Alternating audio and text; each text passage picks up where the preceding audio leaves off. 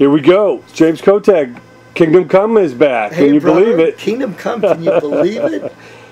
Yeah, let's go. It's crazy, man. It comes full circle. All the way from Louisville, Kentucky, back to Kingdom Come in Hollywood. What do you know? Well, you know what? I'll tell you what. Me and Rick Steyer have been friends for 40 years. I know, 40 years you go, Was it like high school or just local bands? I was 15 and he was like 20 when we met. And we're still friends. We just became best friends forever. And it was just a funky cold Medina. It just it just went the way it went. We were in. So did you guys come out to LA at the same time? No, he came out to LA. He invited me out to replace his drummer in '87. And when that happened, then I hooked up with Lenny for Kingdom Come, and I invited Rick in. And then we just did that. And then we did Wild Horses. Then we did Warrant. And then we did Jabberwocky with Jani Lane. And then we did this and that, and we've just been writing parties. He played on all my KOTTAK 4 solo KOTTAK albums, and we're just really good buds, man. That's amazing. So were you guys in Kingdom Come before Danny came in? No, it was Lenny had Danny? Myself and Lenny. I was the first hired by Lenny, and then Danny and Johnny were hired, and then we had a different guitarist, and then I invited Rick in, and Rick came and blew the doors off the place, and Lenny was like going, "Oh my God, Schnitzel, you're hired," and that was Kingdom Come. Wow, amazing. Yeah. So Bob Rock and Little Mountain Sound in Vancouver. Bob Rock, can you believe it? Man, Vancouver was cranking out all the hits. The Aerosmith, Bon Jovi, I know, Motley Crue, but that was Bruce Fairbairn. Yeah, and Bruce Fairbairn. He did Bon Jovi and Aerosmith, and he did everything. Bob Rock was his sidekick. Right, and Bob Rock. But I mean that town, man. Everybody was going to Vancouver. Exactly, and we did. But Bob Rock was Kingdom Come was his first baby. Okay. And he exploded. So he was coming out of the shadows. He was coming of out of being an assistant to Bruce Fairbairn, and he did that. And then also, I remember at the end of the Monsters of Rock tour in 1988, Tommy Lee comes to me and goes, "Man, dude, who did your album, man?" I go, "Well, it was Bob Rock." He goes, "Dude, we're gonna get Bob Rock for our next album." Sure enough, Motley Crue got Bob Rock to do Dr. Feelgood. Exactly. Yeah, and, that's amazing. And so I feel a little responsible because I wanted Bob Rock from day one, and nobody else did. Well, little trivia here. I went to college in right under Vancouver, late '70s, and Bob Rock was a player in a little new wave band called the Payolas. Yes, the Payolas, exactly. And he had his own band. He was in Canada. He was kind of big, and you know, it's crazy how the world goes. And then he goes on to do all the Metallica albums, and he still takes my calls, and he's still a really wonderful guy. And awesome. I'm very thankful to be in his company. What do you remember most about those sessions up there? Because you got this new band, and of course you knew Rick, but Lenny and Danny and Frank, you're making this record, which would later go, you know, multi-platinum. What are the feelings cutting it? You know what? It was really crazy. We were in this big rehearsal room down here in LA. We go up to Vancouver, and Bob takes us into a room about a quarter the size of this room. It's like maybe like a 12 by 12 room. It was hot and sweaty, and Bob goes, "Okay, now we're getting down to business." And he put us in there, and we worked for about 8 days, and we sorted everything out. Then we went in the studio, and I had my drums, and it was just wonderful. He had such a great way of dealing with us, and he brought the very best out of all of us. And that's what a producer is supposed to do. And that was my first experience with a, quote, big producer or whatever. And that was totally wonderful. And thank you, Bob Rock, wherever you are. So you started breaking down the songs, the arrangements, the whole deal? On the first Kingdom Come album, there was only 10 songs, and we nailed every single one of them. And, you know, Lenny, the singer, was a very big perfectionist, and I appreciate that. He's the best of the best. He's a rock and roll guy, and he brought out the best of us as well. Because, maybe not in the best way, but it worked. And Bob Rock and the combination made an incredible album that I'm still proud of today. Therefore, that's why we're readdressing this for the 30th anniversary of the release of the first Kingdom Come album, because I love that album. Coming full circle. That's amazing. Yeah, I know. Amazing. Well, I know, you know, as that record came out, You know, of course, you got the big polydor, the polygram, the Mercury machine behind you. You know, but everybody's freaking out. Like, fuck, has Zeppelin got a new song? Who the fuck is it? Exactly. It's like, what were you guys thinking? It's like, oh shit. We weren't thinking, but the record label was thinking, and they put out the single in like February or whatever of 1988, and they did not say who the band was, and they told all the record station, all the radio station, don't say who it is, and it built up this mystery. Therefore, we shipped 600,000 albums, the biggest shipment of a debut album in the history of the world. We shipped gold, which was incredible at the time. Yeah. And I'm very proud of that. And the year went on, but a little band called Guns N' Roses came along and just kind of like trampled us underfoot. But these were the days where you had Tower Records everywhere, and the Warehouse, and Licorice Pizza, whatever. You know, all the great stores, man. And you guys were selling off the shelf. And we're thankful, and to this day, you know, what we're thankful for now, and what we're doing is we're going to go out and deliver live music, rock and roll, Kingdom Come style, to everyone. And it's not, we're not living in the past. We're recreating the past, and we're taking what was once wonderful, and we're recreating it and making it wonderful again. It's just like Raiding the Rock Vault out in Vegas. All my friends are out there playing, and we're doing the same thing, and it's wonderful. And while it's still alive and it's still rock and roll. But it's a real band. You got you got 80% of all the original members. You're clicking on all cylinders. Yeah, we got the original four: myself, James KOTTAK, 2 guitarists, Johnny B. Frank on bass, Danny Stagg on guitar, Rick Starr on guitar, and then coming into the mix is Keith St. John, one of my favorite singers who I wanted for Wild Horses back. He sang with George Lynch. He sang with Montrose. He sang with just about everybody. He's just a rock and roll star, and he sings his ass off.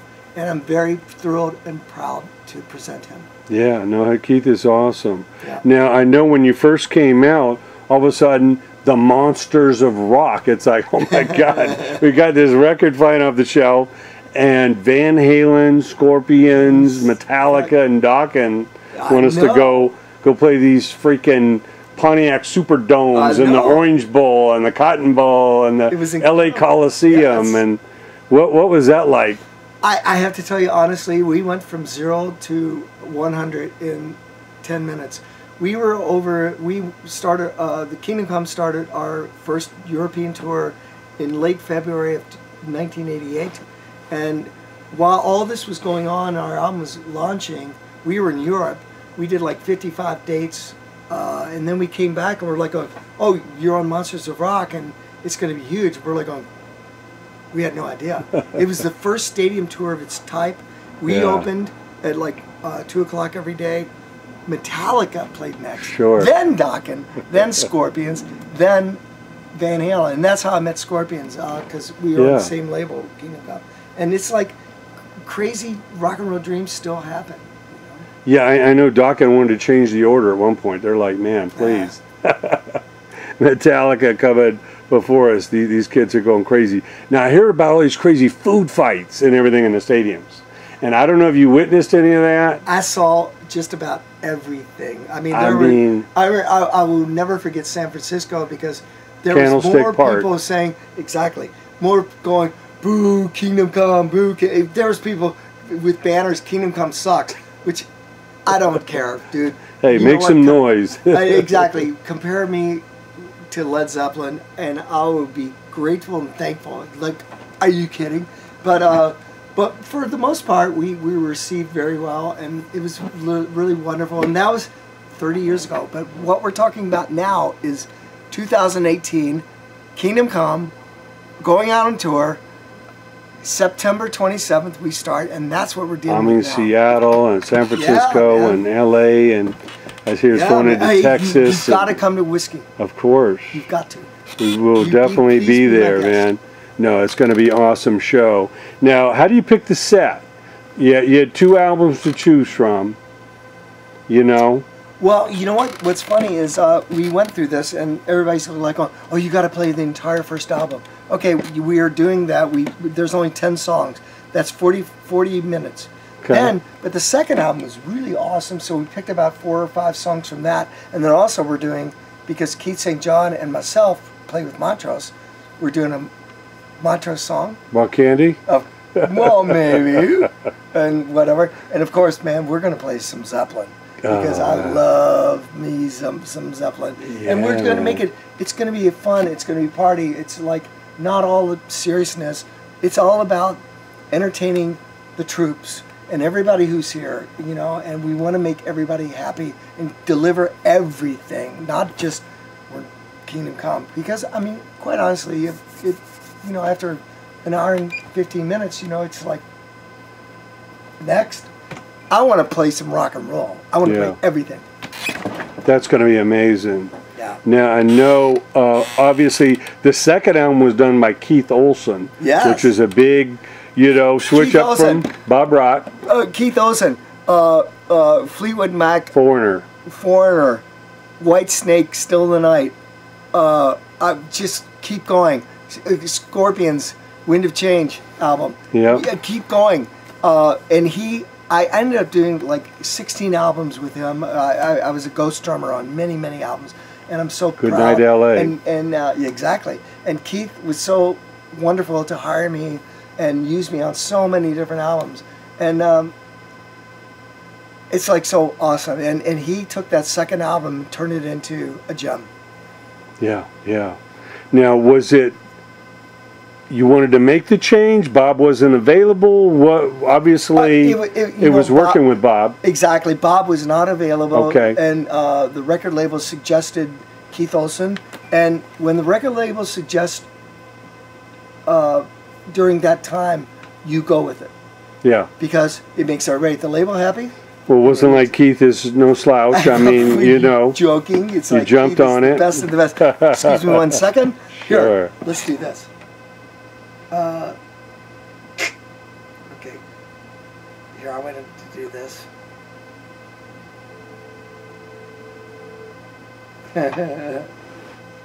Yeah. Come on, pick up. I'm calling Rick Steyer. Okay. My partner. Hey, man. Say hello to Indie Power. Indie Power. Say hello. Hey, what's happening? What's going on, Rick? We're just talking about Bob Rock and Keith Olsen making some magic for you. Yeah, that's the good old days, baby. Oh, that's awesome. So, man, we see Kingdom Come clicking on all cylinders, man. I'm about to slay some faces in the front here. Yeah, we're looking forward to rocking again. It's been 30 years. It's hard to believe it's gone that quick, but we still got the rock and roll going on in us. So. Well, that's it. We need it, man. We want to relive the classic days with Tower Records and, you know, damn Warehouse and, you know, the kids lining up for the tickets, man. We love it. Yeah, the girls in their short mini skirts. There we go, man. Remembering MTV at its finest. Hey, man, I want to tell you, where are you guys? Well, I'm over here in NoHo, North Hollywood, yeah. And dude, this guy's place is like rock and roll memorabilia central. It's like insanity. I'm gonna take some photos and send it to you. It's crazy. Like this is like, it's like really like a museum. It's indiepower.com, and dude, this place is insane. You would not believe he's got gold and platinum albums from Ronnie James Dio to AC/DC and everything in between. Wow. And dude, it's wall to wall rock and roll memorabilia. It's insanity, and I just wanted you to be a part of it. Well, So that's awesome. he's filming, It never dies. It's part of it. No, man, we keep it alive. and he's coming down to the whiskey, and we're gonna do our thing, and et cetera, et cetera. We'll spread the word, man. Thanks for chiming in, Rick. We'll see you soon. All right, I'll talk to you soon. All right, guys, take care, man. All right. Call you, brother. Appreciate that. Thank you. No, that's amazing. You know, Thank you for doing that. No, my pleasure. Because he was going to come with me, but he had a guitar student. He teaches guitar. Yeah. That had to rebook for 2 Change it o'clock up. on this day. Well, at least he chimed in, man. Right, that's awesome. We linked him in, and we can't forget this like near 20-year run with Scorpions, man. I mean, I know it's hard to fathom you know, being in that band that long. But I mean, obviously meeting them through the Monsters of Rock. Right, because we were on the same. Herman Rarebell out and James KOTTAK in, man. And you know what? You were in longer than Herman. Right. I'm so proud and so grateful to Rudolph, Klaus, Matthias. I was in Scorpions for 21 years. I joined in 1995. Actually, 22 years.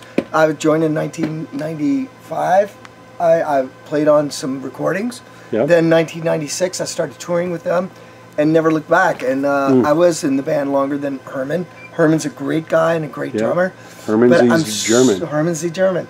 But I'm very thankful and grateful that I had the time with them. We parted amicably. Yeah. I would be seeing You're them still here. friends, man. Yeah, we're great I heard friends. Matthias shout you out today on Mitch LaFon. Yeah. Oh, really? Yeah, man. That's funny. He's on a new interview. Oh, that's He asked about you, and he said, "Yeah, we're still friends with James." Yeah, I just emailed with Matthias, and you know what? That's what is. It was just an amicable departure. You know, I have had problems with alcoholism. Yep. I will not deny that. I've been in recovery for about 2 years. I'm not perfect. I've struggled. I've been up. I've been down. I've been in and out. Been out. But the thing is that I'm working my program, and I'm working hard, and I don't preach it. I'm like going, don't drink. F that, man. This is my personal situation. I've had my problems with alcoholism. Thank God I was never a pill addict or a whatever. Yeah, or a coke heroin, addict. coke. Nothing.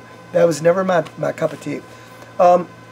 And it is what it is, and I acknowledge that, and I'm working on it, and it's a thing, and I have the gene. I'm an alcoholic, but the thing is, I'm working on it, and that's, if anybody out there, if you're listening to me, just work on it. Go to meetings, you know, work on it. You know, go on, you know, AA.com. You know, there's great meetings there, and just be aware that, you know, you're not special. I'm not special. I'm a guy. I play rock and roll drums in a rock band, and I'm just a guy. The thing is, I have the gene. I'm an alcoholic. But I'm working on it. And it's a progress, not perfection. Progress, not perfection. Yeah. And that's what it's all about. And that's it. Well, we're all rooting for you, man. We love your drums. We love the history. Thank we you, want to sir. see you continue, man. Here, I wrote Kingdom this. Come I wrote and this. it'd be odd, yes. You know, we do the Indie Summit, which is amazing music conference, a heard about global that. music conference Yeah. right here in Novo. It just happened a couple weeks ago. But next year we want to honor you, man. Dude, and I'm there, man. We've had such a great time. We had Simon Wright from AC/DC. Oh my God, and I love of course, Simon. you know, Rudy Sarza, who's playing with Guess Who now.